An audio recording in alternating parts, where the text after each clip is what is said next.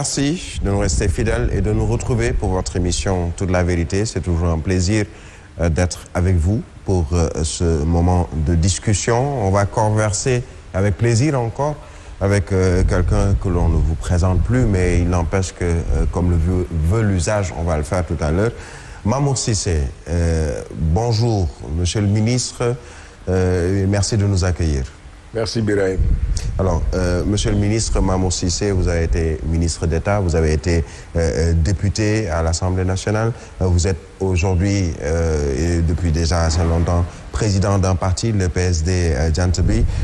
Déjà, le landerneau politique, beaucoup de partis politiques, êtes-vous partie prenante du dialogue?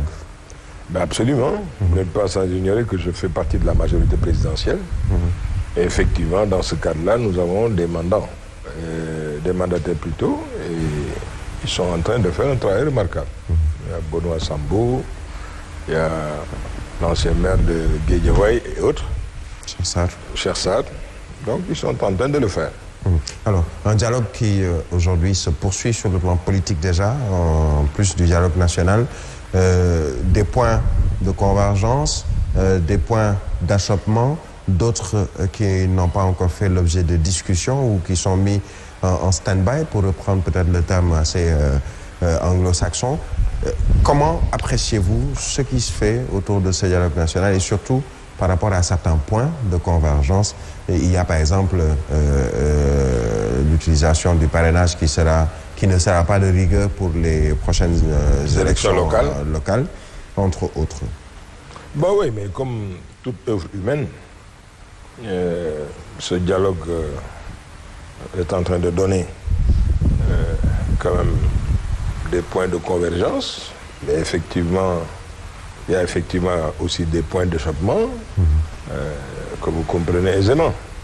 Aujourd'hui, pour l'essentiel, sur la refonte du fichier, sur l'audit, il y a une convergence large. Sur la nécessité d'avoir un statut de l'opposition, tout le monde est d'accord. Sur aujourd'hui la nécessité de légiférer pour encadrer la création des partis politiques, tout le monde est d'accord. Nous avons énormément de partis politiques au Sénégal. Je pense qu'il n'y avait pas effectivement à reprendre ou à créer encore d'autres textes législatifs pour cela. Ce qui existe, si c'est bien appliqué, ça aurait dû permettre effectivement de filtrer carrément la création des partis politiques. Parce qu'il y en a beaucoup. Comment peut-on créer un parti politique si on n'a pas de siège, si les instances ne se réunissent pas, les bureaux politiques, les organes statutaires? Cela pose un problème. Donc si c'est vraiment bien appliqué, on ne doit pas pouvoir avoir de problème. Maintenant, il y a effectivement quelques ratés, quelques points d'échappement, et c'est la raison pour laquelle ce comité-là a jugé utile effectivement d'envoyer maintenant la patate chaude au président de la République. Ce sera une patate chaude, comme vous l'avez dit, parce qu'il y a beaucoup de points sur lesquels il devra peut-être trancher. Oui. Ce ne sera pas seulement une seule patate chaude, mais plusieurs, finalement, puisque... Mais c'est la volonté politique qui est importante, Birahim. Oui. Et je pense qu'il l'a. Alors, il y a par exemple, vous parlez de patate chaude autour du dialogue politique, vous parliez tout à l'heure du statut de l'opposition, mais le débat actuel, c'est surtout celui du statut du chef de l'opposition. Qui pour diriger cette opposition? Est-ce que ce débat n'a pas un peu biaisé l'actualité autour du dialogue politique? Je pense que non. Souvenez-vous, c'était au référendum. Moi, je faisais partie des gens qui avaient voté oui, pendant que, à l'époque, j'étais dans l'opposition, mais pendant que d'autres avaient dit non. Aujourd'hui, l'histoire a montré que, pour l'essentiel, ceux qui avaient dit non au référendum sont aujourd'hui dans la dynamique, effectivement, d'accepter presque la totalité de ce pourquoi on avait organisé ce référendum. Donc, ils nous ont rejoints dans cette dynamique-là. Il était question à ce moment-là de parler du financement des partis politiques, qu'il y ait un chef de l'opposition. Et aujourd'hui, j'ai eu à le dire souvent de fois, que moi, en tout cas si ce n'était que moi, je pense que par rapport aux dernières élections présidentielles, c'est Idrissa Seck. Pour moi. Le choix est vite fait pour la majorité. Pour moi, le choix est très le choix clair. pour la majorité, c'est Idrissa Seck. C'est Idrissa Seck. Bon, puisqu'il maintenant, est venu en deuxième position lors de la présidentielle de 2019. tout à fait, c'est lui. Et ensuite, les gens, ils comparent, ils disent oui, mais pourquoi alors que le président Abdoulaye... Non, tout le monde sait que le président Abdoulaye Wade aujourd'hui n'est plus actif. Donc, politiquement. Mais il y a le Parti démocratique sénégalais qui, quand même, qui est premier à l'Assemblée nationale. Oui. Aujourd'hui, je veux dire premier, c'est-à-dire après la coalition Benno Bokk Yakaar. Certains estiment qu'il fallait peut-être passer par l'opposition législative. Quelle est aujourd'hui la dernière élection qui a été faite au Sénégal? C'est l'élection présidentielle. Et c'est Idrissa Seck qui était deuxième. Donc, même si on sait que tous les candidats peut-être arrivés après le chef de l'État ou le candidat Macky Sall n'ont pas reconnu dès le premier jour cette élection, les résultats de cette élection présidentielle. Ils ne l'avaient pas reconnu. Mais aujourd'hui, de fait, tout le monde le consacre comme président de la République du Sénégal. Oui. Je pense que là-dessus, il n'y a pas de photo et puis tout le monde est parfaitement d'accord. Il s'agit plutôt aujourd'hui de dire qui est en principe le bon profil pour être le chef de l'opposition. Nous pensons aujourd'hui, par rapport au fait qu'il est deuxième, c'est Idrissa Seck et il est actif. Deuxième d'une élection qu'ils ne reconnaissent pas quand même. Bon, mais ça c'était... Ils l'ont jamais reconnu. Oui, mais dans la pratique... Ousmane Sonko, Madické Niang, dans la pratique, Sall. Ça c'était tout à fait normal, c'était un acte politique parce qu'on sortait des élections et ils ont été groggy, effectivement, parce que c'était un chaos, 58% au premier tour. Comprenez effectivement que c'était normal qu'ils aient cette réaction-là. Mais par la force des choses et avec le temps, ils sont revenus à de meilleures considérations. Quand le président Sall nous a tous convoqués, qui a souhaité nous entendre sur cette pandémie-là, ceux que vous pensiez et qui n'étaient pas d'accord avec ils sont allés répondre à son... Ils sont tous allés répondre. À son invitation. À son invitation. Donc ça veut dire qu'ils ont accepté au moins le principe que c'était lui le président de la République. Mais ensuite, la Constitution et les lois sénégalaises l'ont consacré président de la République du Sénégal. Donc je pense que là-dessus, c'est un faux débat. Il s'agit aujourd'hui d'accepter le fait que Idrissa Seck, pour moi, raisonnablement c'est lui, mais bon, les gens continuent à parler. Et la discussion, le président finalement, Macky Sall aura à prendre... Voilà. Je pense qu'il aura à prendre ses responsabilités là-dessus. Mais est-ce que cela ne peut pas finalement cristalliser une certaine frustration d'une partie de l'opposition qui peut-être ne se reconnaîtra pas dans le choix qui sera fait par le président de la République? Mais bien, si on veut aller vers un dialogue constructif, asseoir la démocratie, qu'une partie de l'opposition, on ne présage pas de qui, ne soit pas satisfait du choix qui sera fait par le président, et comme vous l'avez dit, Benno Bokk Yakaar, qui vote déjà Idrissa Seck dans ce choix-là. Oui, bon, moi je pense qu'il y a quelqu'un qui a utilisé un terme très approprié. Nous avons une démocratie d'opposition. Tout le temps et systématiquement, il y a deux camps, ceux qui sont dans la majorité et ceux qui sont dans l'opposition. Penser comme ça, je pense que ce n'est pas pour permettre quand même au Sénégal de se développer. Aujourd'hui, je pense que les urgences ne sont même pas au niveau de cette concertation-là. Les urgences, c'est aujourd'hui les problèmes sanitaires, les problèmes éducatifs, les problèmes de sécurité à nos frontières. Parce que ce qui se passe au Mali, c'est un œuf du serpent. Si on ne prend pas garde, ça peut aujourd'hui apporter beaucoup de choses. Mais ensuite, cette nécessité aujourd'hui de réfléchir sur la sécurité de façon globale. Est-ce que nos États, 54 États, sont viables? Quand on sait aujourd'hui qu'il y a énormément d'enjeux stratégiques qui risquent d'impacter sur nos propres développements. Parce que, des fois, et vous le comprenez aisément, le Burkina Faso a des problèmes aujourd'hui, le Nigeria, quelque part une partie de la Côte d'Ivoire, c'est pas le fait du hasard. Donc, il y a des forces aujourd'hui. L'urgence est ailleurs. Mais donc c'est pas aujourd'hui à venir à faire de la politique politicienne. Je pense que c'est pas ça qu'il faut. Et puis on a l'habitude de voir aujourd'hui que d'autres oppositions, quelque part c'est pour cela qu'on parle d'opposition nihiliste. Je ne contribue pas, je ne donne pas d'idées tant que je ne suis pas au pouvoir. Et tout ce que le pouvoir fait n'est pas bon. penser un seul instant que tous les actes que Macky Sall a posés sont des actes négatifs, c'est extrêmement grave. Mais regardez aujourd'hui comment il a géré cette pandémie. Il l'a géré avec dextérité, avec beaucoup de souplesse, que certains d'ailleurs ont même à un moment dit que c'était pas normal. Oui, il n'a jamais été agressif, il n'a jamais été quand même dur. Donc, il l'a géré avec intelligence et c'est ce qui nous a permis aujourd'hui, qu'on le veuille malgré les décès et les cas que nous avons, on s'en sort quand même. Parce que quand même, quelque part, c'est pas pour dire aux Sénégalais de relâcher un peu nos gestes barrières, mais Birahim, nous tous, on a attrapé la grippe, le palu, etc. Ce qui fait que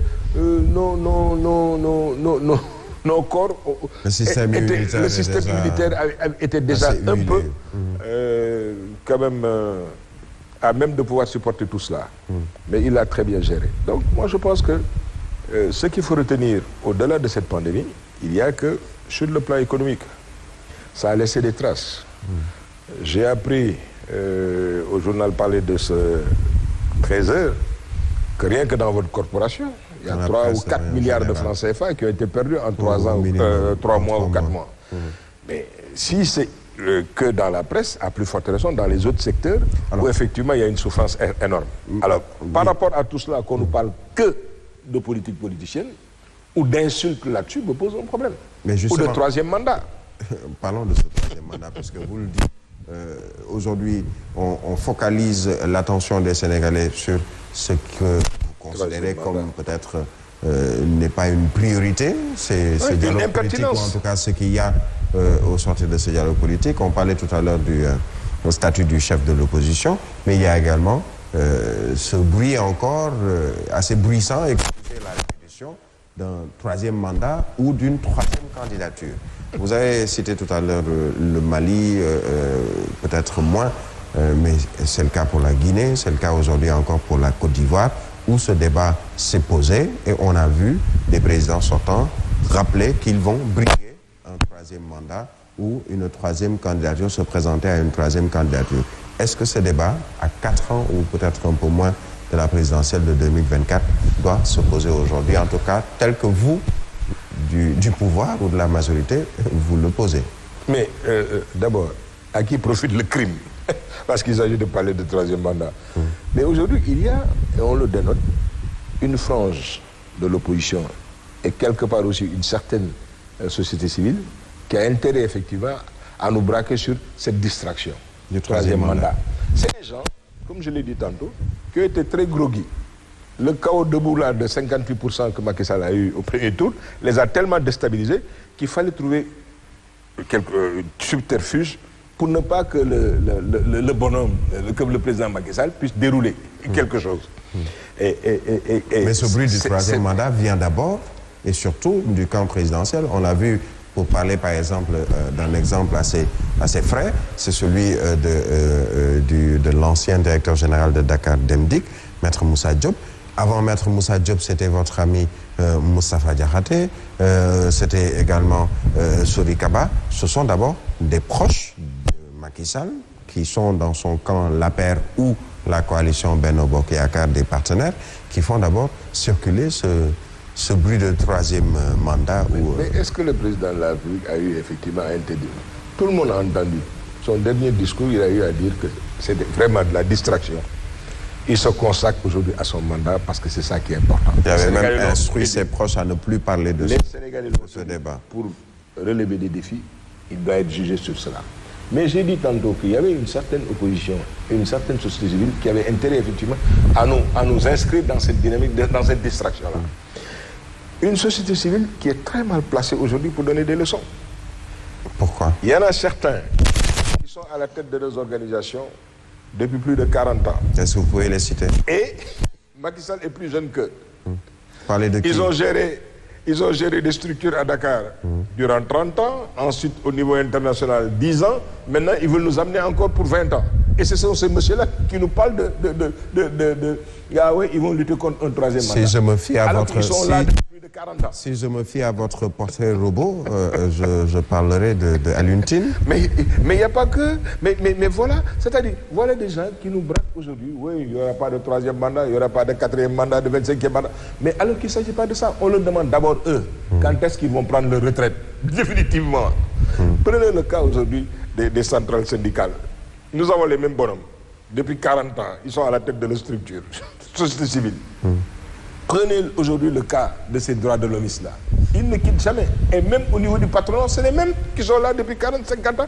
Et mais c'est valable également dans les partis politiques. Ce sont mais qu'on le veuille ou non, Ibrahim, qu'on le veuille ou non, les partis sont des partis patrimoniaux, je l'ai toujours dit et je l'ai toujours revendiqué. Le PSD Jantebi mais d'abord et avant tout, le PDS appartient à Laïwad, l'APR appartient à Macky Sall. Mais les Omar Sarr l'ont bien compris. Et ils ont créé un parti ils sont allés créer un parti politique. Ce jeudi.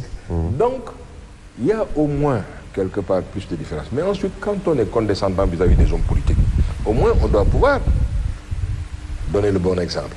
Moi, je demande à ceux-là qui nous parlent de 3 mandats, il n'est pas question qu'on le fasse. Ils sont enclins à nous donner tout le temps des leçons de morale.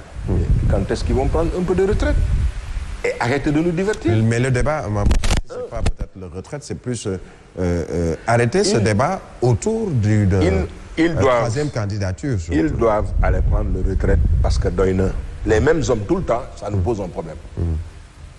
Moi, ce n'est pas mon ambition. Même dans mon entreprise, j'aspire effectivement à être remplacé. C'est un minimum. On ne peut pas tout le temps systématiquement essayer de donner de la morale et du bon sens à des gens qui sont plus jeunes que vous. Alors que vous, depuis plus de l'âge de ces gens-là, vous êtes toujours en train de nous parler de droits de l'homme. Qu'on arrête ce débat. Qu'on arrête ce débat-là, il est impertinent. Le débat ne s'oppose pas. Ce qui nous importe aujourd'hui, c'est que Macky Sall puisse réussir ce mandat. Son second et dernier mandat. Il est allé, il a supprimé le poste de Premier ministre. Il a parlé de fast-track. La nécessité aujourd'hui d'être à l'avant de ce combat-là pour que le programme, le PSE, puisse effectivement répondre aux attentes des populations. Là-dessus, on a eu un problème majeur, c'était la Covid. Il a fallu réorienter énormément de ressources. Quand les recettes ordinaires étaient obligées aussi de baisser, parce que le ralentissement de l'activité économique était une réalité. Le tourisme, je ne vois pas d'ici 2 ans encore un sursaut ou l'envol du tourisme. Ce qui pourra nous permettre aujourd'hui d'avoir 1 ou 2 points de taux de croissance, ou même peut-être 3% de taux de croissance, ce sera au niveau de l'agriculture. Si effectivement, nous prenons toutes les dispositions pour être autosuffisants. Mais ensuite, prioriser aussi l'industrie. Parce que la substitution des importations nous permettra aujourd'hui aussi de compter sur nos forces. Utiliser mais cette main-d'œuvre abondante et à bon marché que nous avons. 60% de notre population est jeune, c'est-à-dire à moins de 25 ans. Donc sur 14 millions d'habitants, 60% n'ont pas aujourd'hui 25 ans. Ça, c'est un atout de taille qui doit pouvoir nous réorienter si nous mettons aujourd'hui l'accent sur l'éducation, sur la citoyenneté, sur la nécessité de dire aux jeunes là qu'il n'y a pas péril dans la demeure. Essayez de changer de paradigme. Oui, ce sont pourtant des jeunes. Aujourd'hui, on reviendra un peu sur le dialogue national, le dialogue politique, mais ce sont quand même des jeunes qui aujourd'hui sont au devant notamment de cette lutte, puisqu'ils ne voient plus les hommes politiques, notamment de l'opposition et même du pouvoir. Des jeunes, on peut en citer des Guy Marius Sagna, des activistes de Y'en a marre, d'autres qui aujourd'hui prennent le pas sur les hommes politiques qui peut-être ont fait leur temps, ou en tout cas sont aux abonnés absents, alors que les populations ont besoin justement de ces propos et surtout de ces soutiens de ces activistes. Les modèles qui défendent me posent déjà un problème. D'abord dans l'expression. Il ne sert à rien d'être vulgaire. Prenez récemment, je pense il y a 48 heures ou 72 heures, celui dont vous parlez, avec sa sortie malheureuse par rapport à Diop, le gars de Dava Demdik. Un idiot en moins. Ça veut dire quoi? Vous parlez de Barthélémy Diaz, Guy Marius Sagna. C'est-à-dire, il faut que l'image que nous donnons nous retombe dans la figure. Les médias, surtout l'impact des médias sur les populations est extrêmement grave, surtout chez des populations analphabètes ou qui n'ont pas le niveau d'instruction souhaité. Mais rendez-vous compte aujourd'hui, le père de famille qui a ses enfants et qui reçoit, ou cet enfant qui reçoit carrément, c'est un idiot de moins. Qu'est-ce qu'il va penser? Rafetoul. Le langage est important, surtout chez les hommes politiques. Nous avons intérêt à soigner notre façon de nous exprimer. Parce qu'il ne sert à rien d'être arrogant, il ne sert à rien d'être impoli. Respectons les institutions, respectons les gens. Si vous voulez qu'on vous respecte, c'est un minimum que de respecter les gens. C'est un problème de génération, puisque également les hommes politiques, c'est pas pour autant qu'il faille être crétin. Les hommes politiques également, ceux qui aujourd'hui sont au pouvoir, avant dans l'opposition, on a entendu certains tenir des propos, peut-être que la morale ne permet pas de répéter aujourd'hui. Certains qui sont au pouvoir avec des invectives. Vous m'avez déjà entendu, moi, avoir des écarts de langage. C'est un problème de respect. C'est un problème de respect. N'est-ce pas le système, n'est-ce pas le système aujourd'hui qui est gangréné de manière générale? Mais ce serait extrêmement grave. C'est la raison pour laquelle je dis qu'il faut reformuler l'éducation. Il faut mettre l'accent sur la citoyenneté, rééduquer nos enfants. Parce que l'image aujourd'hui qui est portée par cette classe politique, cette société civile, me pose un problème. Je ne me reconnais pas aujourd'hui dans un certain nombre de discours. Parce autant pour l'opposition que pour le pouvoir. Ben oui, mais il n'y a qu'au Sénégal qu'on se réveille du jour au lendemain pour être ministre sans avoir jamais payé d'impôts ou être maire sans jamais travailler de ta vie. C'est qu'au Sénégal que ça se passe. C'est pas normal. Mais je pense que c'est important aujourd'hui qu'on rééduque cette population-là. Quel est le rôle des hommes politiques? Quel est le rôle aujourd'hui on parlait très souvent de l'université d'été, dans les partis politiques que l'on ne retrouve presque plus. Au départ, ça se faisait. Oui. Malheureusement, oui. Où est-ce qu'on peut apprendre la citoyenneté? D'abord, le cadre idéal, c'est dans nos partis politiques. À défaut de nos partis politiques, il y a d'autres espaces, parce que quelle est la place de nous avons la possibilité d'aller former nos enfants dans la citoyenneté auprès de l'armée. Au moins, le ciment aujourd'hui, tout le monde est d'accord. Cela suppose un service civique obligatoire. L'impact de l'armée. L'armée obligatoire pour l'armée obligatoire, la formation de la citoyenneté, la nécessité que les jeunes à partir de 17 ans jusqu'à 21 ans puissent sur 1 an, sur 9 mois, sur 18 mois aller dans l'armée. Êtes-vous pour le service militaire obligatoire au Sénégal? Je suis parfaitement d'accord. On regarde aujourd'hui ce qui est en train de se passer au Sénégal. Les agressions, le niveau intellectuel vraiment très bas de nos jeunes.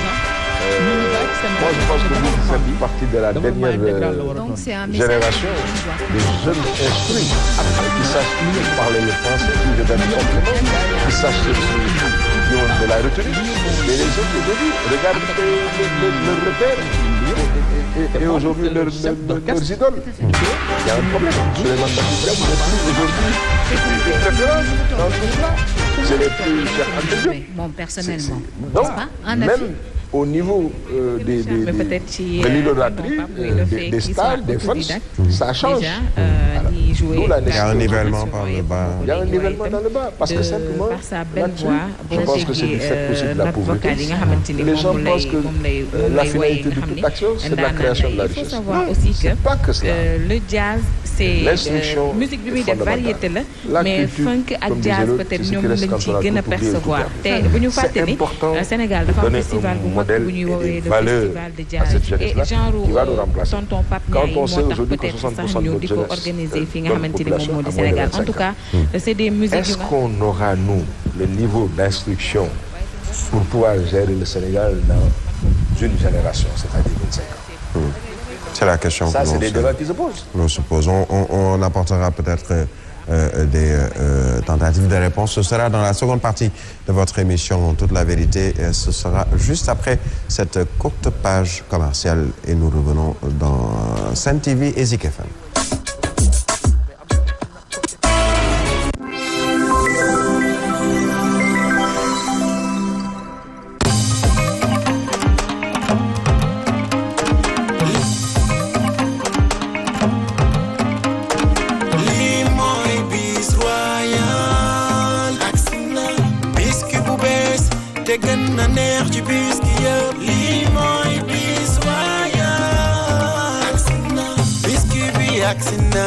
Le biscuit royal qualité bi ak guy moom moo gën a neex moom la xale yi bëgg jëndal leen bis royal jox leen ko ñu kontaan moo si laal dafa neex ñam ko di tàqamtiku bis royal dafa neex day tax nga gën a muus bis royal la ñu taamu bis royal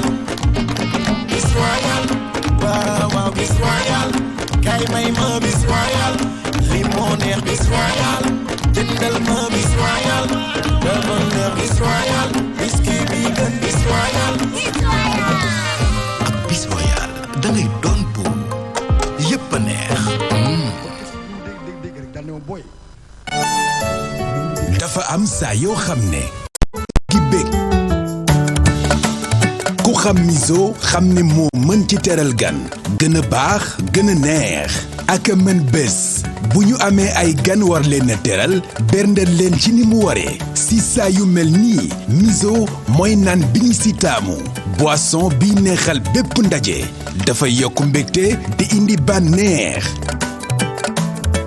foo dem fekk ko fa jus miso di jus bu naturel boo koy naan di taxamtiku di daj ay fruits am mangue pêche goyave ananas ak cocktail am bu mag ak bu ndaw miso gazeuse moom kenn demul mu des ni canette bi taro noonu la neexee am orange cola limonade ak grenadine miso mooy naan bi neex tey yokku teraanga ci bépp xew miso bu mag bi juróom fukk lay jar bu ndaw bi 200 francs rek carton bu mag bi 5200 bu ndaw bi 4200 rek moo ci gën a neex miso gazeuse amul lu ko gën a neex Kalinex gaamu produit bu baax la bu ñu taamu ñun yaay yi ngir toppatoo suñu bébé am na couche ultra absorbante lingette poudre talc am na crème huile eau de toilette ba ci gel shampoing Kalinex mbégte doom ak yaay kese la. Disponible chez Casino.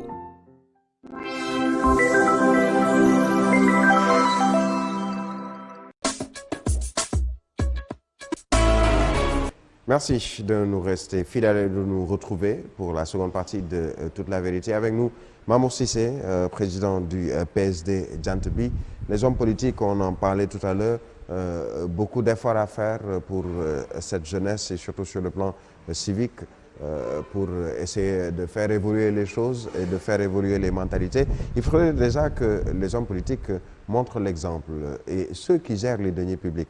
On a parlé très récemment de l'OFNAC avec le chef de l'État qui a enjoint les ministres du gouvernement à faire leur déclaration de patrimoine.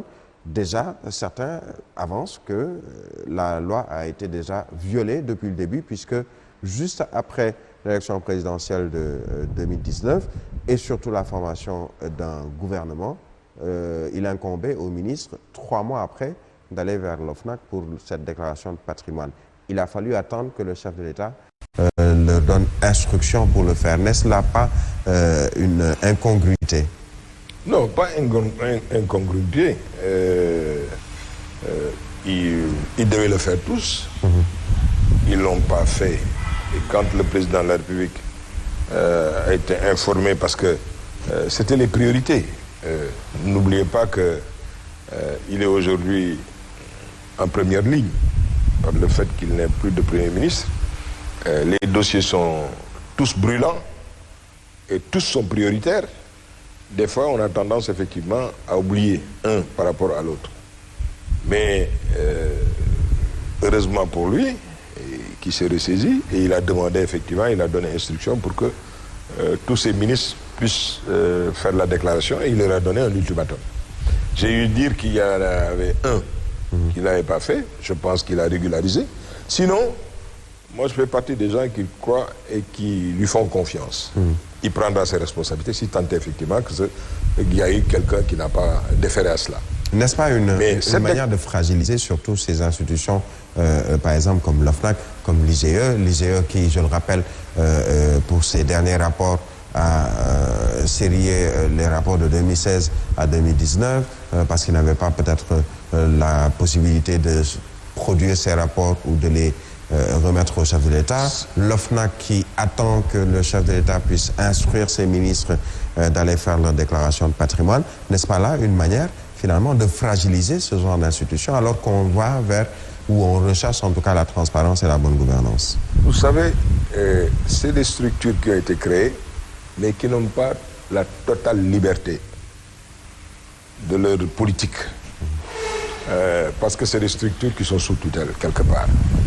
Vous avez parlé tantôt des IGE.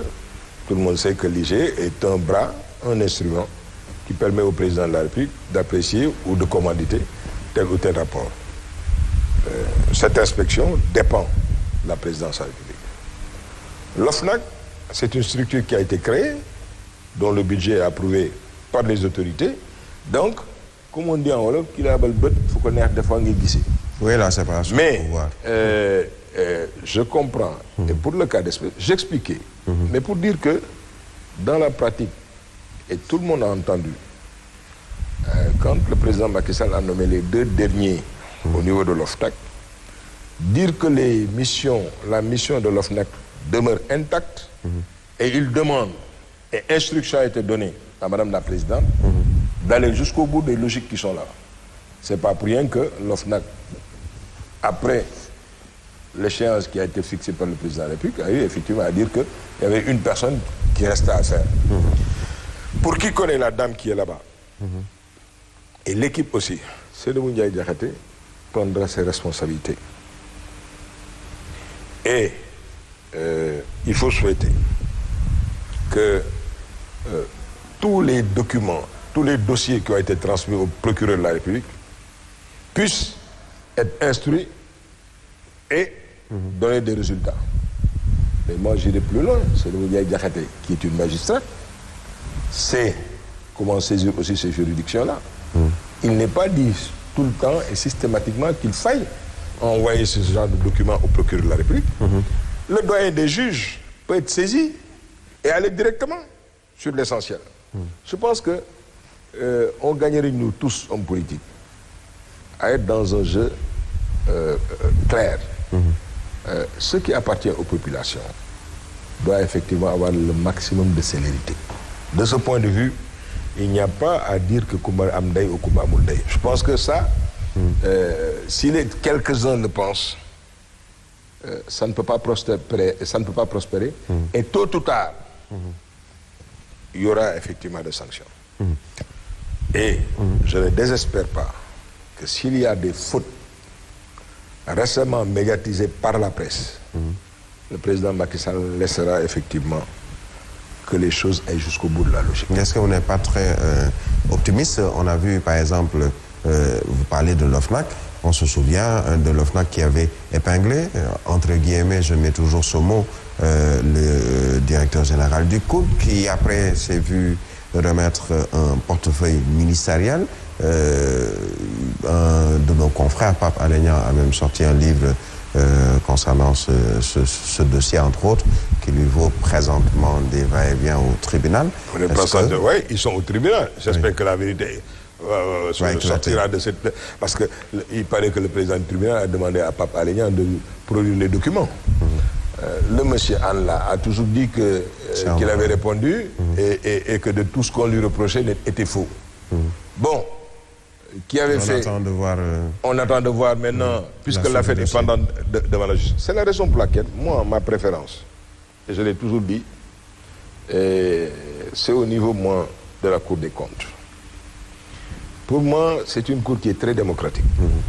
Parce que elle se réunit tous les ans en assemblée générale ordinaire pour décider des structures à auditer. Et démocratiquement, à main levée, tout le monde est d'accord, ils savent que c'est tant de structures qu'il faut aller auditer.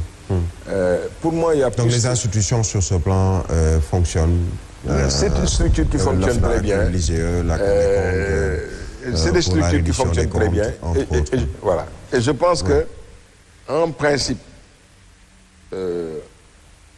si on a la possibilité d'harmoniser, pour que toutes ces structures-là, au lieu d'avoir 4, 5, 6 structures, qu'on les fédère pour avoir une ou deux fortes structures. Indépendantes. Autonomes, indépendantes, qui doivent informer le président de la République, mais leur interlocuteur privilégié est la justice, si tant est effectivement qu'il y a des sanctions à faire. Alors, il faudrait déjà qu'il y ait indépendance de la justice. C'est un débat depuis déjà plusieurs semaines, plusieurs mois. On a vu cette grève du syndicat des travailleurs de la justice. On a vu également, et ça depuis déjà plusieurs années, l'Union des magistrats du Sénégal demander que le président se départisse de ce rôle de président du Conseil supérieur de la magistrature. On a vu un peu déjà entre magistrats ces bruits qui ont éclaté ou ces affaires qui ont éclaté. Aujourd'hui, est-ce qu'il ne faudrait pas également que ces institutions, surtout la justice, l'Assemblée nationale, donc ces trois pouvoirs, puissent aller avec une certaine indépendance, le cas par exemple pour la justice? L'indépendance de la magistrature est une ambition. C'est la raison pour laquelle une ambition. C'est une ambition. C'est la raison pour laquelle on souhaite, et les gens demandent effectivement à ce que les magistrats puissent le prendre, cette indépendance-là. Ce n'est pas au chef de l'État de donner une indépendance à la magistrature. C'est aux magistrats, par les actes quotidiens qu'ils posent, donnent du sens à leurs décisions. Qu'ils sachent que la finalité, ce n'est pas le poste en soi, mais que quelque part, ils sont délégataires de pouvoir, qu'ils tirent directement des populations, mais aussi de Dieu. Parce que ce jugement-là, c'est Dieu. Le jugement est divin. Dès l'instant qu'on est dans la peau d'un magistrat, tous les actes que vous posez quotidiennement, vous devez aussi vous référer à votre créateur, en sachant pertinemment que... Est-ce qu'ils doivent arracher cette indépendance? Mais il faut qu'ils se l'arrachent. Il faut qu'ils l'arrachent. Il faut qu'ils l'arrachent. Alors, revenons, Maman Cissé, revenons sur la politique. On parlait tout à l'heure de ce dialogue politique. On va parler notamment des échéances électorales de 2021, en tout cas pour les élections locales. Déjà, le PSD Djantebi se prépare-t-il avec Benno Bokk Yakaar ou seul pour ces élections? Est-ce que vous en avez déjà décidé? L'heure n'est plus à des démarches de singleton. Regardez aux élections présidentielles. Mais il s'agit d'élections locales. Mais davantage au niveau des élections locales. Il faut, chaque fois que c'est possible, parce que c'est une gestion de proximité. Mais quand vous avez entendu dire que Brahim Touré a beaucoup d'impact sur Castor, mais même s'il n'est pas de votre parti politique, je pense que la bonne démarche, si tant est effectivement que vous n'œuvrez que pour le bonheur et le plaisir de Castor, d'aller approcher Brahim, pour essayer d'avoir des convergences, pour faire une coalition ensemble, pour gérer la cité. Donc, je pense que cette démarche-là communautaire, cette démarche de coalition, aura de beaux jours et ça va prospérer. Il faudrait déjà que cette élection... Maintenant, voilà, est-ce que je ne pense pas en toute bonne foi que par rapport à tout ce qui doit se jouer, qu'on aura le temps de faire ces élections-là au mois de mars 2021. Est-ce que donc vous rejoignez peut-être les propos de quelqu'un comme Abdou Mbow, député à l'Assemblée nationale et également porte-parole adjoint de l'APR? On a entendu également ou lu le ministre de l'Intérieur se poser la question, ou en tout cas donner cette perspective. Est-ce qu'aujourd'hui, Mamour Cissé, vous pensez que ces élections se tiendront à date, en tout cas avant la date butoir du 28 mars 2021? Je ne pense, moi, pas que ce soit possible au mois de mars. Mais ensuite, il y a d'autres urgences ailleurs. Cette Covid-là, elle est là. Et au plus tôt, pour les épidémiologistes les plus optimistes, ils pensent au premier semestre 2021. Le premier semestre risque de nous amener jusqu'à juillet. Et vous voulez tenir des élections au mois de février? On a rouvert les classes, on a redémarré l'université. C'est différent. C'est différent. Quelle est la différence aujourd'hui pour tenir des élections Mais il faut aller. Il faut aller démarcher les gens. C'est des visites de proximité. Il y a beaucoup de promiscuité parce que c'est des nuits blanches, c'est des thés débats, c'est un problème. Mais ensuite, il y a des passions qui se déchaînent au niveau de la cité. Quand on a 4, 5, 10 listes dans une commune d'arrondissement, ça va poser énormément de difficultés et de problèmes. Moi, je pense qu'aujourd'hui, rien ne presse.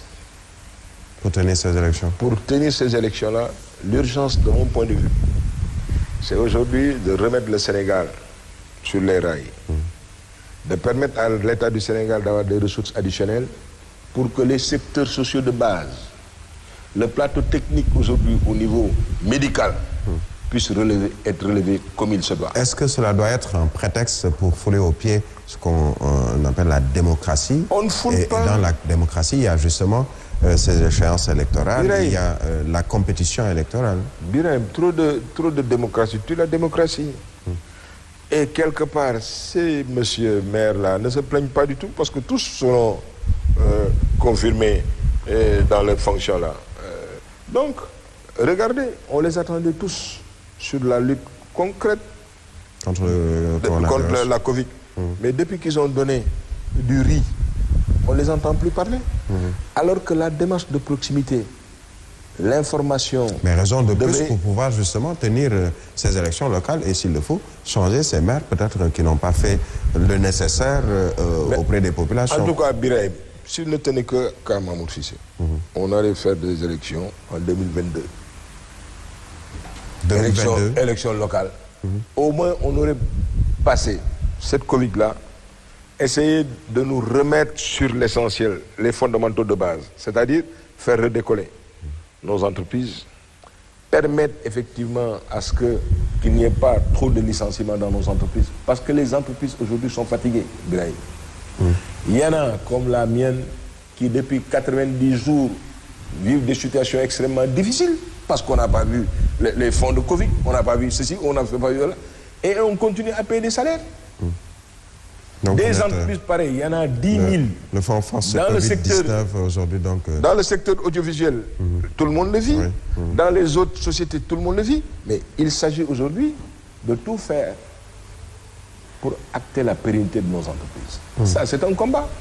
Est-ce qu'aujourd'hui aussi, nous devons accepter le diktat aujourd'hui des politiciens qui n'apportent absolument rien au Sénégal? Comparaison n'est peut-être pas forcément raison. On a vu des pays où la Covid-19 a fait beaucoup de dégâts et continue de faire des dégâts. C'est le cas par exemple pour les États-Unis d'Amérique où la démocratie continue à respirer, comme on vous le dit, puisqu'il y a également cette campagne électorale pour la présidentielle, il y a déjà les primaires, etc. C'est le cas pour la France où vous avez vu la primaire comment France. Vous avez tenu des élections en France, puisque dans d'autres pays également, on voit que la Côte d'Ivoire va aller vers des élections, d'autres pays de l'Afrique vont aller vers des élections. Pourquoi le Sénégal devrait sortir de ce lot sous prétexte justement de ces urgences sur le plan économique, sanitaire? Mais c'est vous qui avez pris ces exemples-là.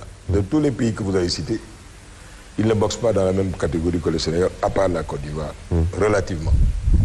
Et d'ailleurs, en termes de performance économique, c'est la Côte d'Ivoire et ensuite nous, au sein de notre espace économique. Il y a la Guinée à côté aussi. Bon, la Guinée, c'est autre chose. Moi, je ne suis même pas d'accord avec ce qui se passe là-bas, en Guinée. Ça risque de poser énormément de difficultés. On reviendra sur ça. Sur les États-Unis dont vous parlez, moi, je pense que c'est une œuvre de salubrité publique aujourd'hui. Pour que même l'Union africaine puisse prendre position sur ces élections américaines. Parce que nous avons aujourd'hui un Gus aux États-Unis, mais qui est d'un racisme primaire. Ce personnage est raciste. Il faudrait déjà que faudrait déjà que l'Union africaine puisse s'entendre avec ses chefs d'État. La CEDEAO qui n'a pas encore pris position déjà concernant les problèmes internes de la CEDEAO. Si je dis prendre position, ne pas se limiter à aller pour un président, même si sortant.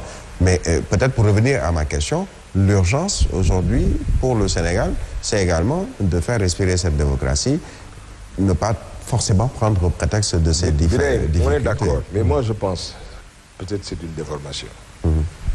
La politique, certes, c'est une excellente chose, parce que quand même, c'est d'avoir de l'ambition pour sa population. C'est une excellente chose. Mais comprenez aujourd'hui qu'on était dans une dynamique qui a été cassée par cette politique-là. L'ordre de priorité a un peu changé.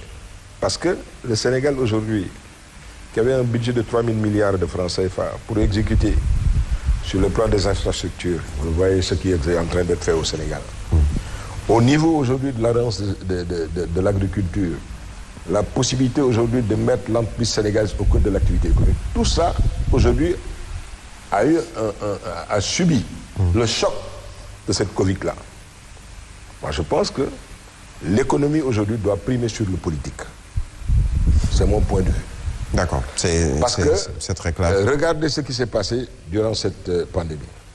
Quand on a fait le couvre-feu, quand on a essayé de confiner, mais les gens étaient partis jusqu'à des extrêmes, parce que simplement c'était des problèmes de survie. Donc l'économie prime sur la politique. Sur la politique. Mais surtout quand on sait que on est dans un pays où le nihilisme est la chose la mieux partagée aujourd'hui. C'est clair, on ne va pas revenir peut-être en profondeur sur ce sujet.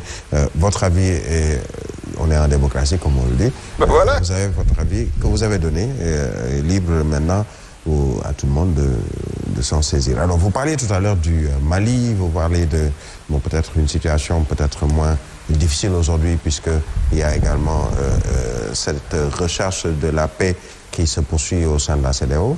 Vous avez abordé peut-être la Guinée, également la Côte d'Ivoire. Aujourd'hui, il y a une instance qu'on appelle la Communauté des États de l'Afrique de l'Ouest, qui est normalement une CEDEAO des peuples, mais beaucoup de personnes estiment qu'il s'agit plus d'une CEDEAO des chefs d'État. Ne faudrait-il pas réformer cette CEDEAO, cette instance, comme l'Union africaine dont vous avez parlé tout à l'heure? C'est une caricature. Cette CEDEAO, les dirigeants, elle est là, elle existe, et elle a fait des avancées extraordinaires. Pour les dirigeants? Pas forcément pour les dirigeants. Parce que mis à part peut-être le Parlement de la CEDEAO qui essaie de rapprocher les peuples. Énormément de mécanismes. Oui. Au moins, cette capacité d'écoute qu'ont les dirigeants de cette CEDEAO-là, pour que quand il y a un problème économique, qu'ils puissent discuter. Il faut que vous sachiez aujourd'hui que je n'ai pas de problème pour aller au Nigeria aujourd'hui, importer ou exporter au Nigeria. La libre circulation des biens et des personnes est une réalité dans notre espace économique. Quand les bonnes femmes du Nigeria viennent ici pour faire des tenues africaines, mais elles n'ont que le carte d'identité. Qu'est-ce qui nous a permis d'avoir cela? Mais c'est la CEDEAO. Donc cette CEDEAO des peuples-là existe parce qu'il y a une libre circulation des biens et des personnes. Vous avez la possibilité aujourd'hui de quitter Dakar, d'aller jusqu'à Sierra Leone, par des bus. Donc c'est une réalité qui est là. Maintenant, il y a une certaine caricature du fait aujourd'hui, parce que avec les réseaux sociaux, tout le monde parle. Et donc, ce qui s'est passé au Mali, la CEDEAO qui n'est pas d'accord pour... Moi, je fais partie de ceux qui ne sont pas d'accord. L'armée n'a rien à faire dans un jeu démocratique. Surtout ceux aujourd'hui qui sont à la tête de cette coalition au Mali. Et pourtant, un sondage est revenu après au Mali, plus officiel, pour dire par exemple que les populations à 83%, si mes chiffres sont exacts, sont d'accord pour changer de paradigme avec la situation qui prévaut aujourd'hui. Vous savez, alors donc moi je ne comprends pas. On nous parle de CEDEAO. La CEDEAO est une structure supra qui des fois prend des mesures coercitives par rapport à nos hommes d'État. Et quand ça arrange une certaine opposition, tout le monde applaudit et dit que voilà, la CEDEAO est en train de faire un travail remarquable. Mais quand c'est pas dans le sens de comment est-ce qu'il fonctionne, cela pose un problème. Sur le Mali, le principe élémentaire, c'était de condamner ce coup d'État parce que c'est inique et c'est pas normal. Nous ne devons pas accepter en tant que citoyens, en tant que démocrates, que l'armée fasse irruption aujourd'hui dans les jeux démocratiques. Il y a 2 coups d'État. Surtout que Ibeka a été élu démocratiquement et les gens n'ont jamais posé de problème par rapport à la validité de son élection en tant que président de la République. Il y a eu des excès et des travers. Mais cette CEDEAO-là qui dit qu'elle n'est pas d'accord avec ce coup d'État... Elle est dans son rôle. Mais elle est dans son rôle. Mais il faut que les gens acceptent qu'il soit dans son rôle. On parle de 2 coups d'État. Mais Macky Sall, à ce moment-là, et les gens ne le disent pas, malgré la position de la CEDEAO, a fait du réalisme politique. Les gens n'ont pas d'amis. On ne gère que des intérêts. Nos relations aujourd'hui avec le Mali, avec cette Covid-là, ne peut pas nous permettre, nous, de faire embargo par rapport au Mali. Mais il a fait preuve d'une lumière et d'une démarche extraordinaire, d'une vigilance extraordinaire. Mais parce qu'effectivement, nous, par cette situation-là, on risquait de créer des difficultés au peuple malien. Mais le peu d'échanges économiques que nous avons aujourd'hui, on le fait aussi avec le Mali. Mais il a été très réaliste. Mais voilà des démarches que Macky Sall, des actes que Macky Sall pose, et j'entends aujourd'hui personne de l'opposition saluer ce genre de démarche. Alors, on parlait tout à l'heure de... alors qu'il a posé ce genre de choses. On parlait tout à l'heure du Mali, mais un coup d'État militaire, coup de force militaire où le président a été déposé, mais il y a 2 sortes de coups d'État, en tout cas selon certains observateurs. Il y a ce coup d'État constitutionnel qui est en train de se jouer également en Guinée et en Côte d'Ivoire, toujours des pays de la CEDEAO. On n'a pas encore entendu la CEDEAO sur le sujet. Mais parce que simplement que comparaison n'est pas raison. Certainement vous allez entendre la CEDEAO sur la Guinée, mais vous ne l'entendrez pas sur la Côte d'Ivoire, parce qu'en Côte d'Ivoire, mais les choses sont claires. Je vous demande quand même de réécouter le discours de Alassane Ouattara quand il investissait le gars qui est décédé, Amadou Gon Coulibaly. Il a dit qu'il allait passer la main à plus jeune que lui, même si la Constitution lui permet de faire un second mandat. Un 3e mandat. Puisqu'il en est déjà à son second. Vous parlez de 3e mandat. Quand je dis troisième mandat, troisième candidature. Parce que constitutionnellement parlant, il avait le droit de se représenter. Il a dit, même si la Constitution me permet de me représenter, je ne le ferai pas, je donne la main à plus jeune que moi. Mais c'était très sincère. Mais Amadou Gon Coulibaly est décédé entre-temps. Le gars avait tout misé sur le monsieur. Et son parti politique et la coalition étaient d'accord dans cette dynamique. Mais qui pour le remplacer? Il aurait pris, comment il s'appelle, l'actuel Premier ministre, mais d'autres allaient en guerre. Mais il allait saborder son parti. La situation qui toujours... À tout le moins, ce qu'il aurait pu faire... n'est pas encore aussi clair en Côte d'Ivoire. Ce qu'il aurait pu faire, c'était peut-être de différer, de reporter les élections, au moins sur 2 ans, le temps de voir venir. Alors, et pour ce qui concerne la Guinée? Sur la Guinée, le monsieur est en train de braver effectivement la totalité des interdits. La Constitution ne lui permettait pas effectivement d'aller un 3e mandat. Oui, lui c'est à part, on n'est pas d'accord ce qu'il est en train de faire. Surtout que lui, son problème, c'est que le peuple Fouta ne doit pas être président de la République dans ce pays-là. Donc, ça risque de poser un problème ethnique extrêmement grave au niveau de la Guinée. Et Alpha Condé, pour son âge, c'est personnel. Mais objectivement, le gars là, en 15 ans, n'a pas pu faire grand-chose en Guinée. C'est pas aujourd'hui à 83 ans qu'il va faire quelque chose. Je ne suis pas d'accord. Il faudrait aujourd'hui, dans beaucoup de pays, en tout cas pour l'Afrique de l'Ouest, qu'il y ait une CEDEAO plus forte, une Union africaine plus forte pour justement régler ces différends. Mais de plus en plus, c'est une exigence des peuples. De plus en plus, ça se fera. Mais prenez le cas aujourd'hui des internautes sénégalais. Ils sont démocrates quand ça les arrange. Sur l'affaire du Mali, tout le monde, parce qu'à un moment, ils ont vite fait le parallèle avec le Sénégal. Alors que comparaison n'est pas raison. Le Sénégal n'est pas la Guinée. Le Sénégal n'est pas la Côte d'Ivoire. Nous ne sommes pas dans cette dynamique. Ce qui se passe en Côte d'Ivoire ne se passe pas en Guinée. Mais il faut que les gens sachent raison garder. La passion, certes, est une chose. Mais au-delà de la passion, il y a la raison. Et la raison doit primer aujourd'hui sur la passion. Alors, les perspectives pour Mamour Cissé, bon, au-delà de ces élections locales qui seront sûrement, en tout cas c'est votre souhait, reportées en 2022, est-ce qu'on peut penser qu'on ira peut-être vers un couplage des élections locales et législatives? C'est le souhait. C'est votre souhait? C'est mon souhait. Qu'il y ait un couplage des élections locales pour les élections locales et législatives. En 2022? Oui. Pour moi, c'est l'idéal. Vous en avez discuté dans le dialogue politique, dialogue national? Non, pas encore. C'est un point de vue. Depuis la Covid, on ne s'est pas réunis, mais c'est des discussions, c'est des sujets de discussion qu'on aura effectivement à mettre sur la table, parce que je pense que ce ne serait pas mauvais, effectivement, de faire des couplages. Mamour Cissé, je vous remercie. Ce fut un plaisir. C'est dommage qu'on n'ait pas abordé le problème des plateaux techniques au niveau des hôpitaux. On en a suffisamment parlé. Oui, je pense qu'on tout le temps. Le président l'a bien entendu. Absolument, et également, absolument.